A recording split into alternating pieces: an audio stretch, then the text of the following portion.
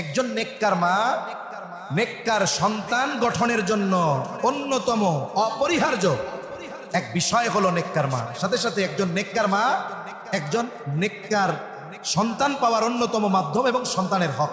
কেন বলে? মা যদি নেককার হয় তার চরিত্র সুন্দর হবে।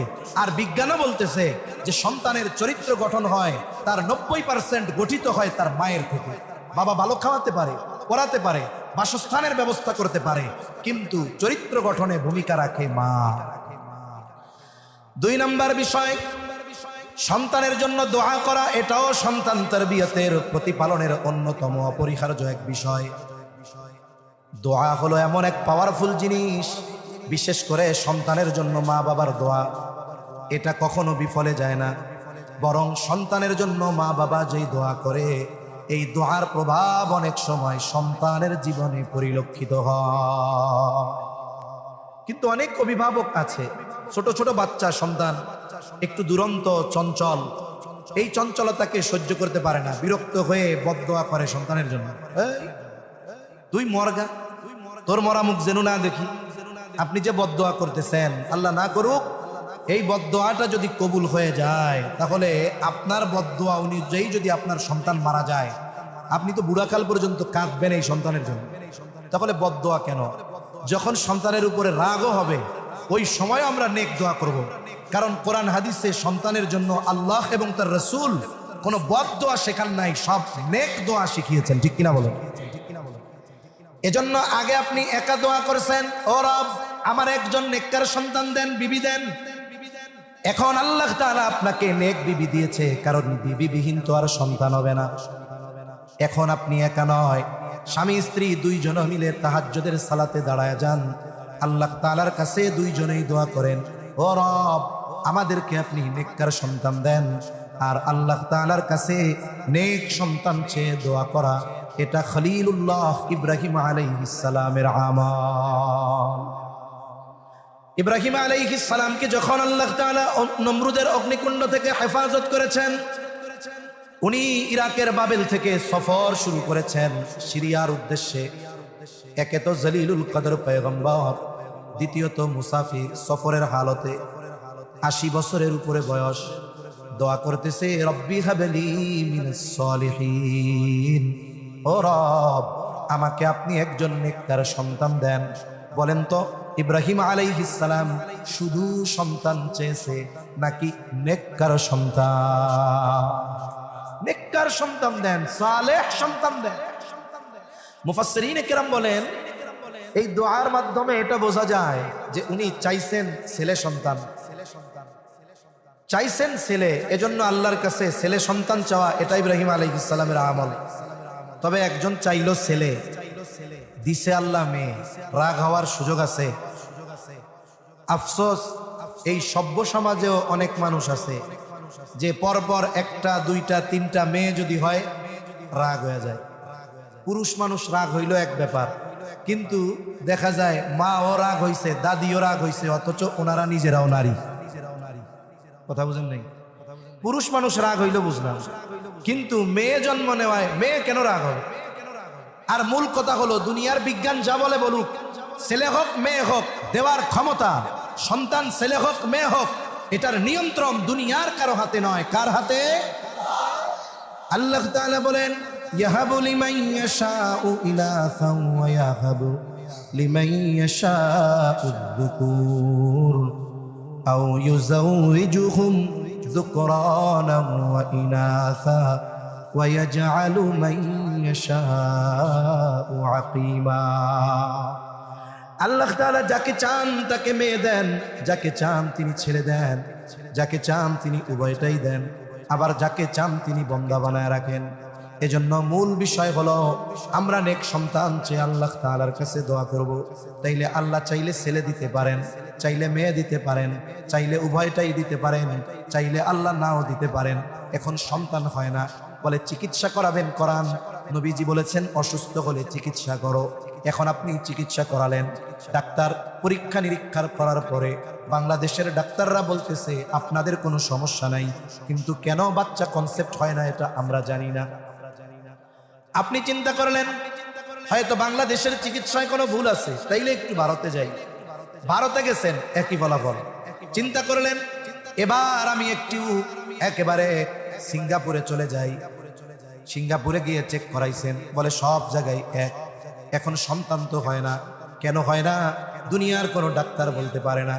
এই রকম পরিস্থিতি যাদের হয়, আমাদের গ্রামের ভাষায় একটা কথা বলে মাল যায় যার, ইমান যায় তার।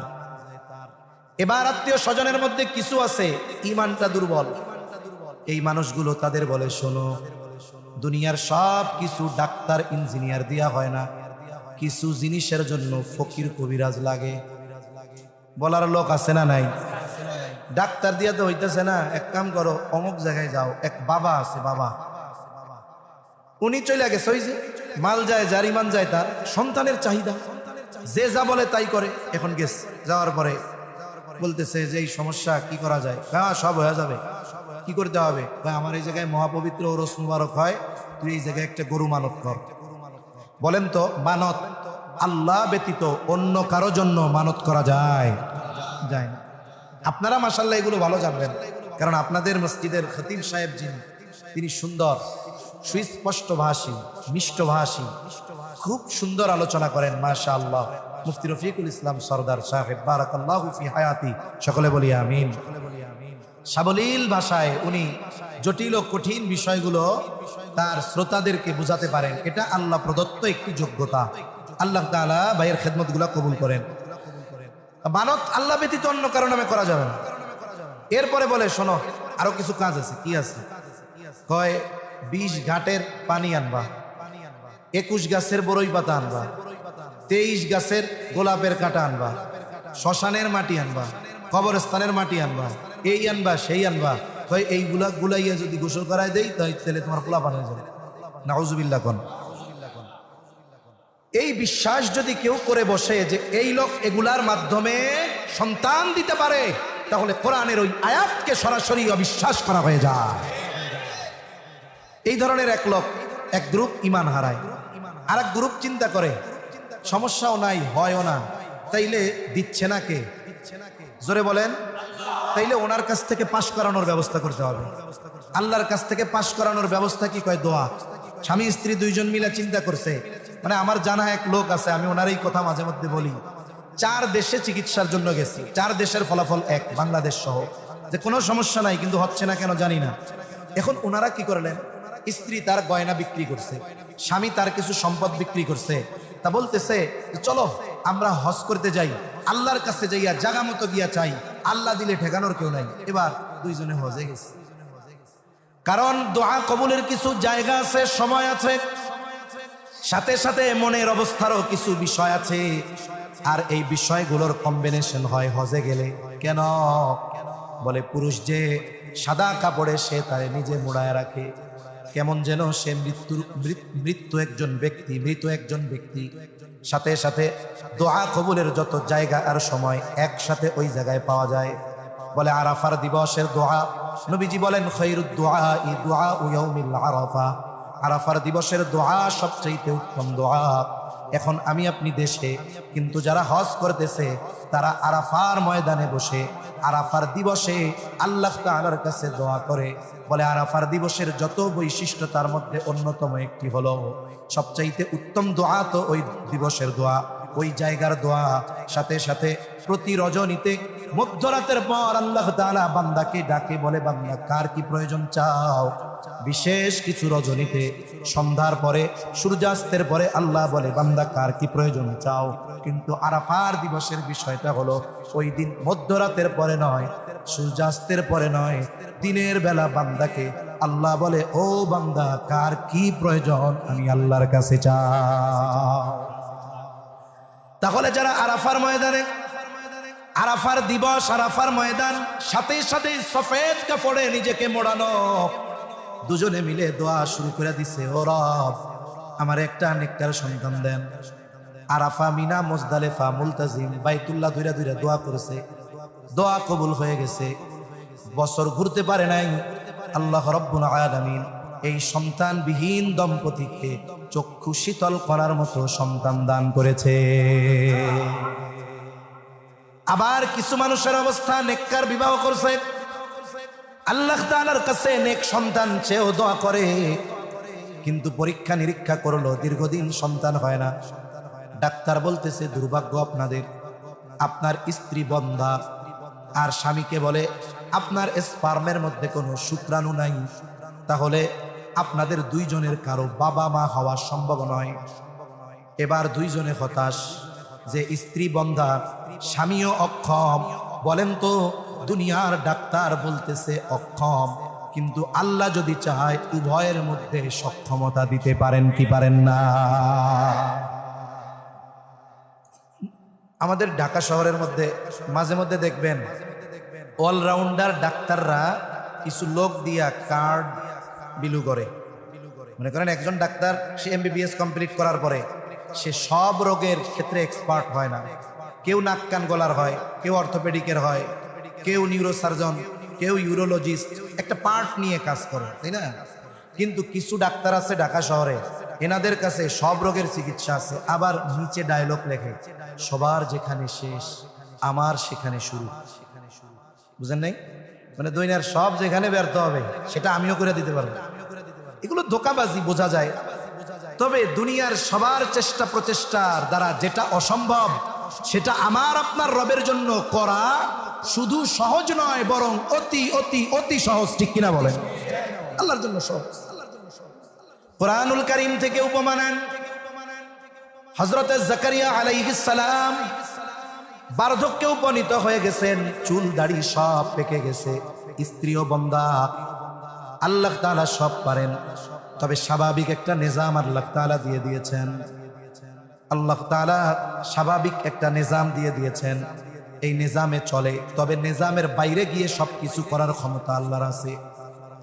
জাকারিয়া আলাইহিস সালাম বৃদ্ধ, স্ত্রীও বন্ধা, উনি মোটামুটি বুঝতে পারছে সন্তান আর হবে না।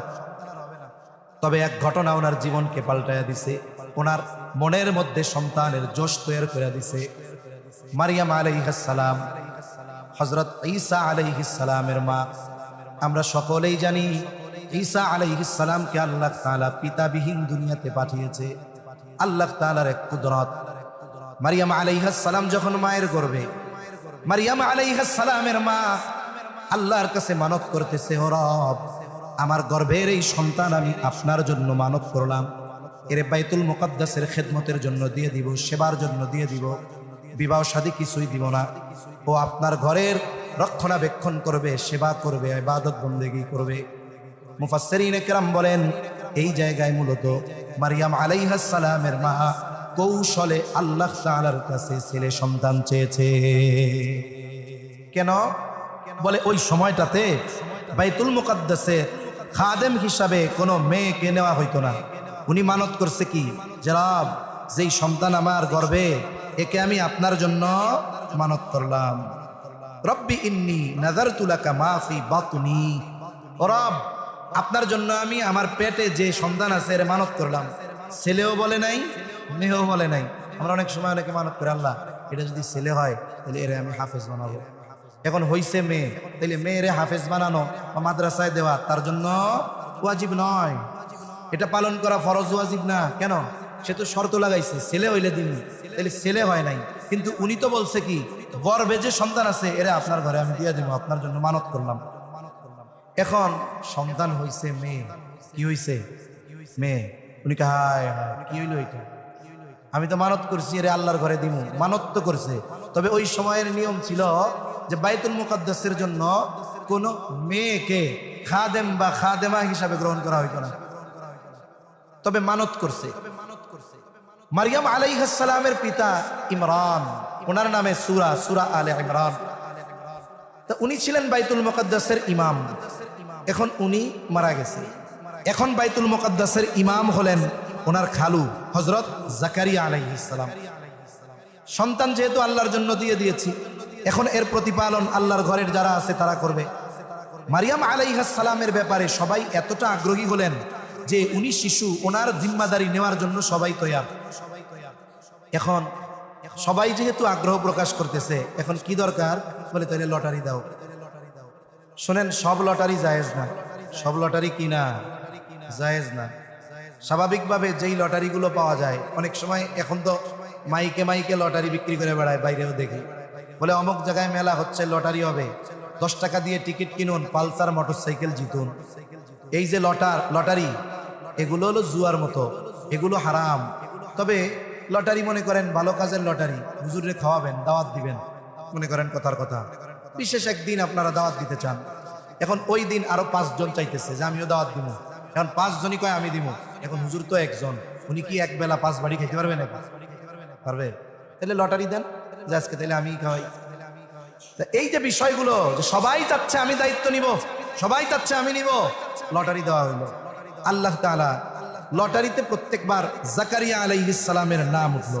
আল্লাহ তাআলা জিম্মাদারি জাকারিয়া আলাইহিস সালামের হাতে মারিয়াম আলাইহিস সালামের জিম্মাদারি দিলেন। কেন? উনি খালু, ওনার ঘরে আছে ওনার খালা, তাহলে অন্যান্য যারা আছে তাদের তুলনায় উনি ওই জায়গায় নিরাপদ বেশি, ওনার জন্য ওই জায়গাটাই বেশি কমফোর্টেবল হবে। আল্লাহ বলেন ওয়াকাফালাহা জাকারিয়া। এখন জাকারিয়া আলাইহিস সালামের জিম্মাদারিতে উনি আছেন। একটু বড় যখন হয়েছেন, মসজিদের পাশে ওনার জন্য একটা রুম বানায় দেওয়া হয়েছে। ওখানে উনি দিনের বেলা ইবাদত বন্দেগী করেন, আর রাতের বেলা উনি খালার কাছেই থাকেন। উনি আস্তে আস্তে প্রাপ্তবয়স্কা হয়ে গেছেন। যখন ওনার প্রাপ্তবয়স্কা হয়েছেন, তাফসীরের মধ্যে আসছে 13 অথবা 15 বছর বয়স, আর হাদিসের মধ্যে আসছে আহাদ্দুল বুলুগ, বালেগ হওয়ার সর্বশেষ সময়সীমা 15 বছর। কয় বছর? জোরে বলেন, আরো জোরে, কয় বছর? কিন্তু আমাদের দেশের আইন লেখা কয় বছর? 18 বছর। সমস্যাটা কি? কথায় কথা আসলো বলি, কষ্ট হচ্ছে না তো? আমি কক্সবাজার এক জায়গায় গেছি, ইনানি সি বিচের পাশে, আমার লেখাটা চোখে পড়ছে, লেখা 18 বছরের আগে সবাই শিশু। 18 বছরের আগে সবাই শিশু। বলেন তো এই কথাটা, এই কথার আলোকে 18 বছরের পরে যদি কেউ কোনো মার্ডার করে, আর 17 বছর 11 মাস 28 দিন বয়স ও যদি কোনো মার্ডার করে, বলেন তো দুইজনের শাস্তি কি এক হবে? কেন হবে না? এইজন শিশু, ওইজন প্রাপ্তবয়স্ক। এই আইনটা করার মাধ্যমে কি হয়েছে জানেন? এই যে কিশোর গ্যাং, কিশোর অপরাধ, এটাকে অলিখিতভাবে এক ধরনের বৈধতা দিয়ে দেওয়া হয়েছে। তার মানে 16 বছর বয়স মার্ডার কর, তোর ফাঁসি হবে না। 17 বছর বয়স মার্ডার কর, তোর ফাঁসি হবে না। তোরে নিয়ে সেফ হোমে দিবে, 10 বছর ওই জায়গায় থাকবি, এরপরে বড় নেতা হয়ে বেরিয়ে যাবে। এইগুলো অবস্থা। এজন্য ইসলাম যে সলিউশন গুলো দিয়েছে, প্রত্যেকটার মধ্যে দুনিয়া আখিরাতের কল্যাণ আছে। আর 15 বছর ইংরেজি হিসাবে না, 15 বছর হলো চন্দ্র হিসাবে। এই হিসাবে হয়তো 14.5 বছরের কাছাকাছি হয়। তাহলে একটা ছেলে বা মেয়ে চন্দ্র হিসাবে 15 বছর, আর সৌর হিসাব বা ইসাই হিসাব বা ইংরেজি হিসাবে যখন তার 15 বছর হবে, তাকে নাবালক বলার কোনো সুযোগ নাই। এজন্য শরীয়ত যেটার সমাধান দিয়েছে, সারা পৃথিবীর সব মানুষ যদি একসাথে বলে না এটা বৈধ, সারা পৃথিবীর সব মুফতিরা যদি বলে বৈধ, বলেন তো ওটা কি বৈধ হবে? এজন্য ওনার বয়স 13 বা 15, এখন পবিত্রতার গোসলের জন্য গেছেন। যখনই উনি পবিত্রতার গোসলের জন্য গেছেন, যাওয়ার পর দেখতেছে একজন সুদর্শন যুবক ওনার সামনে উপস্থিত হয়ে গেছে। স্বাভাবিক, উনি সাবালিকা হয়েছেন, এইরকম সুদর্শন একজন যুবককে দেখে উনি ভয় পেয়ে গেছেন। তাফসীরের মধ্যে বলেন এসেছে যে এটা আল্লাহ তাআলার পক্ষ থেকে ওনার জন্য পরীক্ষা হতে পারে। এখন এই যুবক সুদর্শন, চেহারায় আবার তাকওয়ার প্রভাব আছে। শুনেন, একটা মানুষ যত সুন্দর হোক, চামড়ার সৌন্দর্য, সে যদি পাপাচারী হয়, হারামে যুক্ত থাকে, চামড়া সুন্দর হয় কিন্তু চেহারার মধ্যে তাকওয়া আর ঈমানের নূর থাকে। আরেকজন ব্যক্তি কালো দেখতে কিন্তু তিনি দিনদার, হারাম হালাল বেঁচে চলেন, মুত্তাকি, বলে কালো হতে পারে চামড়া কিন্তু ওই কালো চামড়ার মধ্যে ঈমানের নূর আর তাকওয়ার নূর চমকাইতে থাকে। উনি যখন দেখছে যে একজন সুদর্শন যুবক, সাথে সাথে উনি বলতেছে قالت إني أعوذ بالرحمن منك إن كنت تقيا, আমি দয়াময়ের কাছে তোমার ব্যাপারে আশ্রয় চাই, যদি তুমি তোমার থেকে আশ্রয় চাই, যদি তুমি আল্লাহ ভীরু হও। যদি পরীক্ষা হয় তাহলে এই পরীক্ষায় মারিয়াম আলাইহিস সালাম পাস। এইবার ফেরেশতা, সে তো মানব আকৃতিতে আসছে, সে বলে ক্বালা ইন্নামা আনা রাসূলু রাব্বিকি লিআহাবা লাকি গুলামান যাকিয়া। তুমি ভয় পেও না, আমি কোন সাধারণ মানুষ নয়, আমি তোমার রবের প্রেরিত এক দূত। আল্লাহর পক্ষ থেকে, তোমার রবের পক্ষ থেকে তোমাকে একজন পবিত্র সন্তান দিতে এসেছি। কি বলো, কি কথা? মারিয়াম আলাইহিস সালাম বলেন, কি বলতেছো তুমি এইগুলা? ক্বালাত আন্না ইয়াকুনু লি গুলামুন ওয়া লাম ইয়ামসাসনি বাশারুন ওয়া লাম আকু বাগিয়া। হায় রে, আমার সন্তান হবে কেমনে? কি বলো তুমি? আমাকে কোনো বাশার, কোনো মানুষ স্পর্শ করে নাই, কোনো পুরুষ স্পর্শ করে নাই, আমি ব্যভিচারিণীও নয়, তাহলে সন্তান কেমনে হবে? ফেরেশতা জবাব দেয়, ক্বালা কাযালিক, তোমার রব যেমনে চায় অমনেই হবে। আল্লাহু আকবার বলেন। তোমার রব যেভাবে চায় সেভাবেই হবে। শুনে রাখো, ক্বালা রাব্বুকি হুয়া আলাইয়া হাইয়্যিন, আর তোমার রবের জন্য এটা শুধু সহজ নয়, বরং অতি অতি সহজ। আমরা যেটা চিন্তা করি অসম্ভব, আল্লাহর জন্য এটা অতি অতি সহজ। এবার কি হলো? তাফসীরে আসছে, ওনার বুকের মধ্যে ফু দিয়ে দিল ফেরেশতা জিবরাইল আলাইহিস সালাম। এখন ওনার গর্ভে সন্তান ঈসা আলাইহিস সালাম। তা ওনার গর্ভে স্বাভাবিক নিজাম কি? অতীত থেকেই এই প্রচলন, যখন কোনো মেয়ে প্রেগনেন্ট হয়, সন্তান সম্ভব হয়, মুরব্বীরা, আত্মীয় স্বজন, ডাক্তারেরা বলে এখন থেকে ভালো ভালো খাওয়াবা, দুধ ডিম খাওয়াবা, আপেল আনার আঙ্গুর বেদানা এগুলো খাওয়াবা। কেন? বলে যদি মা পুষ্টি পায় তাহলে সন্তানও এর প্রভাব পড়বে, পুষ্টি পাবে, সুস্থ থাকবে। এই প্রচলন অতীত থেকেই ছিল, কিন্তু বিষয়টা তো অন্য জায়গায়। তাফসীরের মধ্যে আসছে, ঈসা আলাইহিস সালাম যখন মায়ের গর্ভে, এখন উনি প্রেগন্যান্ট, দুনিয়ার নিজাম অনুযায়ী ওনার ভালো খাবারের দরকার, ঠিক না? কিন্তু অবস্থা ভিন্ন। মুফাসসিরিনে কেরাম বলেন, মারিয়াম আলাইহিস সালাম যে প্রেগন্যান্ট, ওনার গর্ভে যে সন্তান, এটা দুনিয়ার কেউ কিন্তু জানে না। আর আল্লাহ তাআলা এই বিষয়টাকে গোপন রেখেছেন। দুনিয়াতে যখন কেউ সন্তান সম্ভব হয়, সন্তান ভূমিষ্ঠ হওয়ার সময় যত নিকটবর্তী হয়, তার দেহের গঠন তত পরিবর্তন হয়। কিন্তু আল্লাহ তাআলা মারিয়াম আলাইহিস সালামের এই বিষয়টাকে স্বাভাবিক রেখেছেন। উনি যতক্ষণ ওই সন্তান ভূমিষ্ঠ হওয়ার পর ঈসা আলাইহিস সালামকে কোলে করে ওনার সম্প্রদায়ের কাছে যতক্ষণ পর্যন্ত না এনেছেন, ততক্ষণ পর্যন্ত কেউ জানতো না যে ওনার গর্ভে একজন সন্তান আছে। কেউ জানতো না, ওনার খালাও জানতো না, খালুও জানতো না, কোনো মহিলারা জানতো না, কোনো মানুষ জানতো না। এখন মানুষ যদি না জানে, তাইলে কি ওনারে ভালো খাওয়াবে? খাওয়াবে বলেন? খাওয়াবে না তো। কিন্তু আল্লাহ তো জানে, এজন্য ওনারে ভালো খাওয়ানোর দায়িত্ব আল্লাহ দুনিয়ার কারো হাতে দেন নাই। এই দায়িত্ব স্বয়ং যিনি নিছেন তিনি কে? আল্লাহ দায়িত্ব নিছেন। এখন জাকারিয়া আলাইহিস সালাম তো যে অভিভাবক, দেখাশোনার দায়িত্ব। দিনের বেলায় যখন ওইখানে থাকে, উনি দেখতে দেখতে আসেন যে কিছু লাগবে কিনা। এখন যখনই ঢুকে দেখে মারিয়ামের সামনে হরেক রকমের তরুতাজা অমৌসুমি গাছ পাকা তরুতাজা ফলমূল, গাছ পাকা তরুতাজা ফলমূল। ও সময় অনেক হয়ে গেছে, অল্প সময়, আর কষ্ট নেবেন না, কথা শেষ করে দিব। গাছ পাকা তরুতাজা ফলমূল, অথচ গাছেও নাই, বাজারেও নাই, ওই সময় তো কোল্ড স্টোরও নাই। উনি আবার জিজ্ঞাসা করতেছে, কুল্লামা দাখালা আলাইহা জাকারিয়াল মিহরাবা ওয়াজাদা ইনদাহা রিজকা। জাকারিয়া আলাইহিস সালাম যখনই ঢুকে তখনই দেখে হরেক রকমের তাজা ফলমূল, অথচ গাছেও নাই, বাজারেও নাই, কোথাও নাই। কিন্তু এই ধরনের ফল কেমন যেন এইমাত্র গাছ থেকে পাকা ফল ছিঁড়ে আনা হয়েছে, এরকম তরুতাজা ফল। জিজ্ঞাসা করতেছে, ক্বালা ইয়া মারইয়ামু আন্না লাকি হাযা। হে মারিয়াম, এগুলো তোমার জন্য কোথা থেকে আসলো, কই পাইলা? মারিয়াম আলাইহিস সালামের সহজ আর সোজা জবাব, ক্বালাত হুয়া মিন ইনদিল্লাহ। বলেন, এগুলো যার পক্ষ থেকে আসছে তিনি কে? মারিয়াম আলাইহিস সালাম বলে, আল্লাহ দিয়েছে এগুলো, অথচ গাছেও নাই, বাজারেও নাই, অমৌসুমি ফল। জাকারিয়া আলাইহিস সালাম এই কথা বিশ্বাস করছে তো করছেই, কারণ আমরাও এটা বিশ্বাস করি। বলেন তো, বাজারে থাকা লাগবে না, গাছে থাকা লাগবে না, কোল্ড স্টোরে থাকা লাগবে না, পৃথিবীর কোথাও থাকা লাগবে না। আল্লাহ যদি চায় তার কোনো বান্দাকে ওই ধরনের খাবার খাওয়াতে পারে কি পারে না? পারে। তবে এরপরেও আমাদের সংশয় থেকে যাবে কি, একজনরে মনে করেন আল্লাহ এরকম খাওয়াইছে, আপনি জিজ্ঞাসা করলেন পাইছুস কইরে, এটা তো গাছেও নাই, বাজারেও নাই, কোথাও নাই, তুমি পাইলা কই? ও কইছে আল্লাহ দিয়েছে। আমরা কি বলবো? লাঠি হাতে নিয়া আল্লাহ দিছে বুঝলাম, তুই পাইছুস কই আগে এটা গো, ঠিক কিনা বলেন?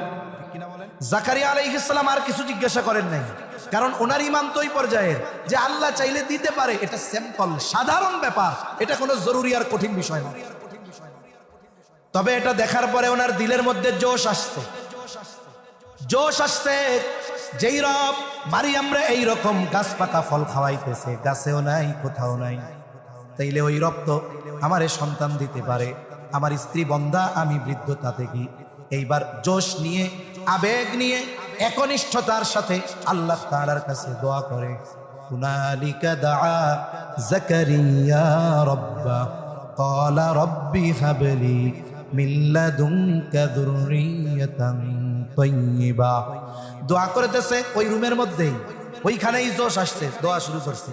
শুনেন, দোয়া কবুলের যত শর্ত আছে এর মধ্যে অন্যতম এক শর্ত হলো একনিষ্ঠতা, একাগ্রতার সাথে আল্লাহর কাছে চাওয়া। অন্যান্য শর্ত ঠিক থাকার সাথে সাথে এটাও ঠিক থাকতে হবে, কানেকশন ঠিক থাকতে হবে, নেটওয়ার্ক ঠিক থাকতে হবে, তাইলে এই দোয়া আল্লাহর কাছে কবুল হবে। এখন আমাদের দেশে অনেক সময় দোয়ার ক্ষেত্রে অবহেলা, অবজ্ঞা এগুলো পরিলক্ষিত হয়। বিশেষ করে অনেক জায়গায় মাহফিলে গেলে কয় হুজুর আমাকে একটু তাবারক আছে, কি আছে, আচ্ছা দিয়ে দেন, কয় না হুজুর আগে দেওয়া যাবে না। তাহলে দোয়ার পরে দেন, না হুজুর পরেও দেওয়া যাবে না। কোন সময় দিবেন? দোয়াটা হুজুর একটু লম্বা করেন, দোয়ার মধ্যে দিয়ে দিন। শুনেন, দোয়া কবুলের জন্য কি দোয়া লম্বা করা লাগবে নাকি?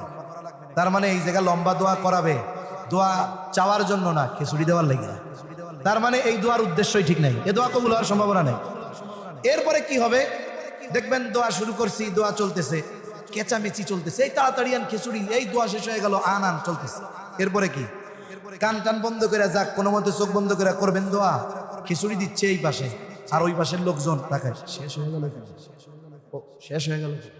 এখন বলেন তো, দোয়া করতেছে আর খিচুড়ি দেখতেছে, এই দোয়া ছাদের উপরে হতে উঠবে না, ঠিক কিনা বলেন?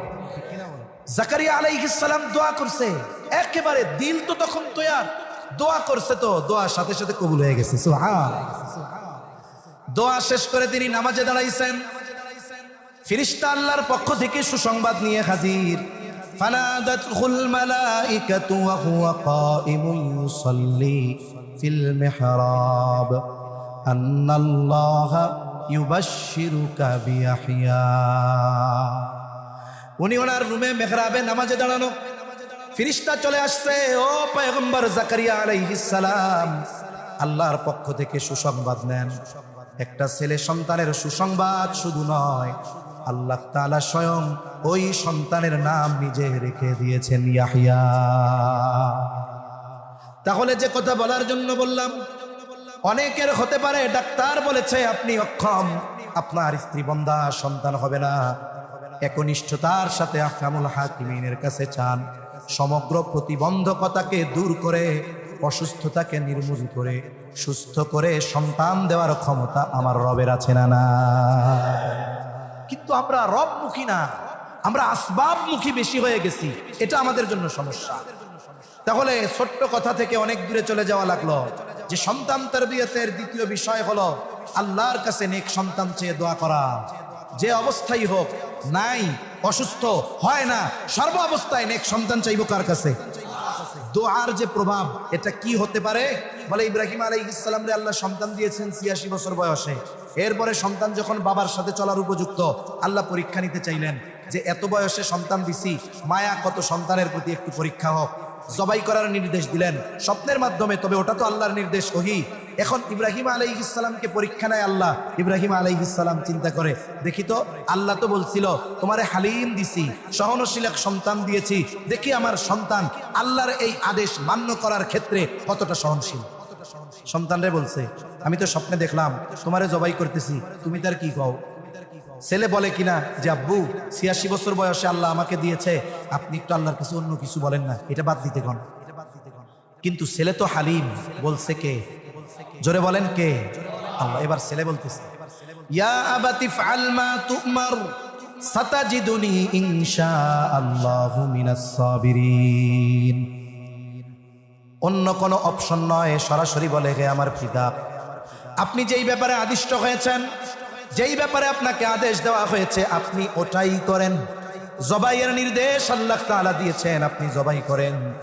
ইব্রাহিম আলাইহিস সালামের অন্তরে কষ্ট লাগবে, চোখে পানি আসবে, কিন্তু বলেন তো আল্লাহর নির্দেশে সন্তানকে জবাই করার ব্যাপারে তিনি পিছু হটবেন নাকি?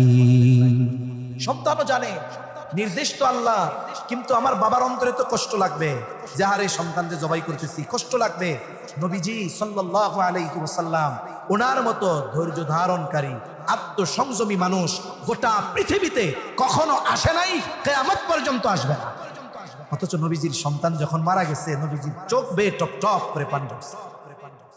তিনি জানেন এটা বাস্তব, এরপরেও ওনার কষ্ট। উনি পিতা তো। ইব্রাহিম আলাইহিস সালাম আল্লাহর আদেশ মান্য করবে, জবাই দিবে, আল্লাহর আদেশ মানবে, কষ্ট হবে।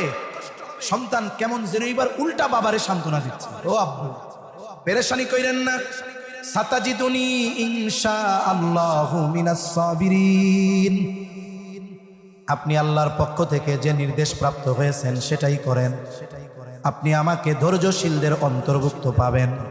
যেই কথাটা বলার জন্য এত কথা, ইব্রাহিম আলাইহিস সালাম দোয়া করেছিলেন, রব্বি হাবলি মিনাস সালিহিন। আর আল্লাহ এই দোয়া কবুল করে এমন সন্তান তাকে দিলেন যে আল্লাহর নির্দেশ পালনে বাবার কথায় ছুরির নিচে হাসি হাসি মুখে শুয়ে পড়ে। বলে কেন?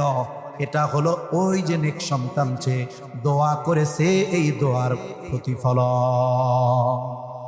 আমাদের